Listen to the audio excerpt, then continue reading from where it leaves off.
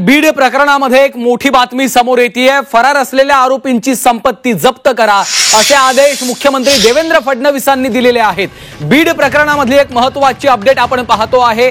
सरपंच संतोष देशमुख हत्या प्रकरणामधले जे फरार आरोपी आहेत त्यांची संपत्ती जप्त करण्याचे आदेशच मुख्यमंत्री देवेंद्र फडणवीसांनी दिलेले आहेत। आज सर्वपक्षीय मोर्चा बीड मध्ये निघालेला आहे आणि त्यानंतर या संपूर्ण प्रकरणामधल्या कारवाईला आता वेग येणार का याकडे लक्ष लागलेलं असतानाच फरार आरोपींची संपत्ती जप्त करण्याचे आदेश मुख्यमंत्री देवेंद्र फडणवीसांनी दिल्याचं कळतं आहे।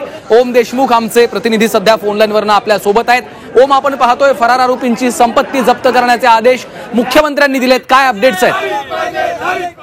बरोबर आहे, मुख्यमंत्री देवेंद्र फडणवीस यांनी पोलिसांना आणि सीआयडीला या सगळ्या संदर्भात महत्त्वाचे आदेश दिलेले आहेत। या प्रकरणामध्ये जे आरोपी फरार आहेत त्यांची संपत्ती जप्त करण्याची प्रक्रिया तात्काळ सुरू करण्यात यावी असा एक आदेश मुख्यमंत्र्यांनी दिलाय। त्यासोबतच बीडमध्ये बंदुका वापरण्याचे जे प्रमाण आहे त्याबद्दल सुद्धा अनेक आरोप झाले होते। या संदर्भात सुद्धा महत्त्वाचा आदेश मुख्यमंत्र्यांनी दिला आहे। बंदुकीसोबत ज्यांचे फोटो आहेत ते खरे असतील तर त्या सर्वांचे परवाने तात्काळ रद्द करण्याची प्रक्रिया देखील सुरू करण्यात यावी असे सुद्धा आदेश मुख्यमंत्री देवेंद्र फडणवीस यांनी बीडच्या पोलीस अधीक्षकांना दिलेले आहेत। मुख्यमंत्री आणि गृहमंत्री असलेल्या फडणवीसांनी प्रशासनाला या दोन महत्त्वाचे आदेश दिलेले आहेत। त्यामुळे या प्रकरणामध्ये जे आरोपी फरार आहेत त्यांची संपत्ती जप्त करण्यात यावी। काल आपण पाहिलं असेल वाल्मिक कराड हा जो आरोपी आहे ज्यावरती खंडणीचा गुन्हा आहे तो त्याच्या पत्नीची काल चौकशी झाली होती, त्यामुळे तो फरार आहे आणि त्याबद्दल त्याची सुद्धा चौकशी आता व्हावी अशी एक मागणी होत असतानाच जे आरोपी फरार आहेत त्यांची आता कुठेतरी संपत्ती जप्त करण्यात यावी जेणेकरून त्यांचा भोवतीचा जो काही पास आहे तो आवळला जाईल अशा दृष्टीने या दृष्टीने सरकारकडनं हे आदेश देण्यात आलेत। त्यासोबतच कायदा सुव्यवस्था राखण्यासाठी बंदुकीचे जे काही परवाने आहेत ते तात्काळ रद्द करण्यात यावेत। ज्यांच्याकडे अशा प्रकारच्या फोटो काढण्यात आले त्या सगळ्यांचेच परवाने रद्द करावेत अशा प्रकारचे स्पष्ट आदेश गृहमंत्री आणि मुख्यमंत्री देवेंद्र फडणवीस यांनी दिलेत। आपण पाहिलं असेल आज बीडमध्ये एक भव्य मोर्चा देखील निघाला होता, त्यामध्ये लोकांनी आक्रोश व्यक्त केला होता। प्रकरणातल्या आरोपींना तात्काळ अटक करावी, त्यांना फाशीची शिक्षा द्यावी अशी देखील मागणी लोकांनी केली होती। या पार्श्वभूमीवर मुख्यमंत्र्यांनी घेतलेली भूमिका आणि मुख्यमंत्र्यांनी दिलेले आदेश निश्चितच महत्त्वाचे मानावे लागतील। निश्चितच त्यामुळे आता कारवाईला वेग येणार का हे पाहावं लागेल। धन्यवाद ओम सविस्तर माहितीसाठी।